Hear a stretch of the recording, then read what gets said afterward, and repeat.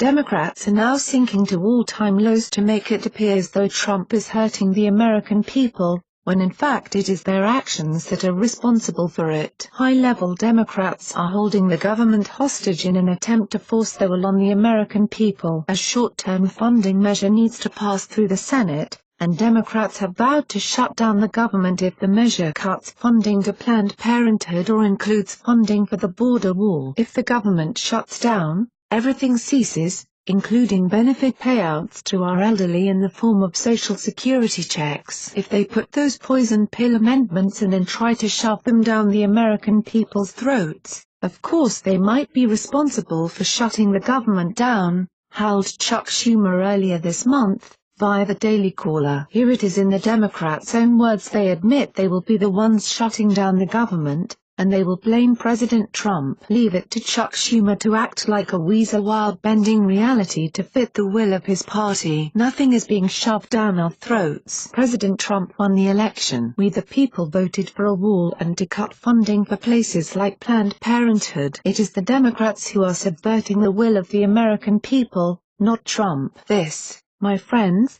is what is known as spinning. Dems are already laying the roots of their lie, kind of like an "I told you so" to make themselves out to be the martyr. These hyper-partisan times are presenting a significant challenge for Trump because any Dem not voting on party lines stands to be ostracized from the party, losing its support for the next election. So, they are going to choose their own paycheck over that of the will and needs of the people. The result of this is that once again, nothing will get done in our government because the elites will continue to tie things up and frustrate our sitting president. Then, if he takes matters into his own hands and issues an executive order, they will criticize him for doing that. Trump wants to get things done, whereas the left elites are more than happy to tread water for another 4 years. While President Trump is very effective at talking to the American people directly, it will be difficult for him to combat the entire media in the face of a government furlough. His early supporters understand the truth,